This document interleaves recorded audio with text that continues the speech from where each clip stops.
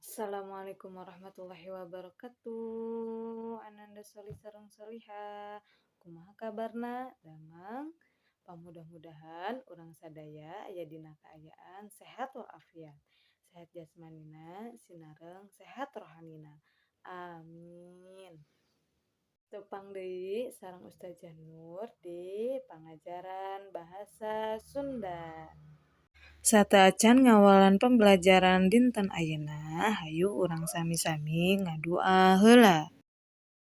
Bismillahirrahmanirrahim.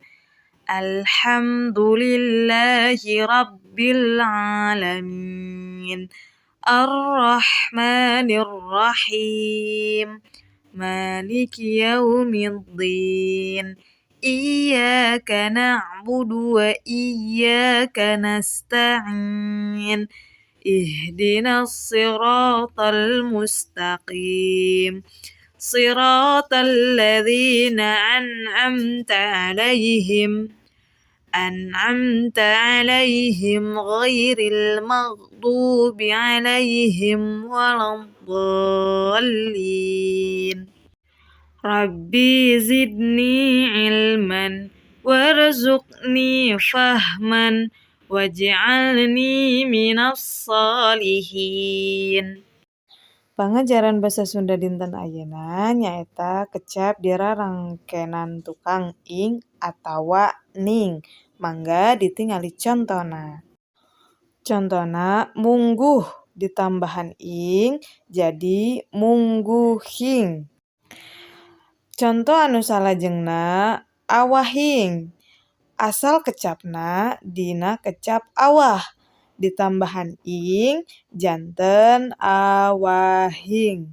Materi anu salajengna nyaeta kalimah aktif jeung kalimah pasif.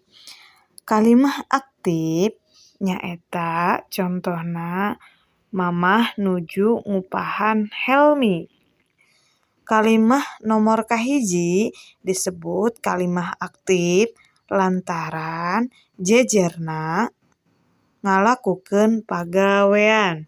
Jadi, lamun jejerna ngalakukeun pagawean disebutna kalimah aktif. Kalimah anu kaduana nyaeta kalimah pasif.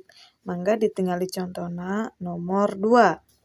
Helmi nuju diupahan ku Mamah. Disebut kalimah pasif lantaran jejerna Helmi kakeunaan pagawean. Jadi si Helminya terkena pekerjaan yang dilakukan oleh mamahnya. Dina kalimah aktif sareng kalimah pasif pasti aya jejer, carita, sareng objek anu dibulak-balik. Mana anu jadi kalimah aktif, mana anu dibalikeun jadi kalimah pasif. Alhamdulillahirrabbilalamin. Pangajaran basa Sunda dinten ayeuna atos rengse. Pamudah-mudahan Ustazah Nur deui carioskeun anjeun sadaya tiasa paham. Amin. Hatur nuhun. Wassalamualaikum warahmatullahi wabarakatuh.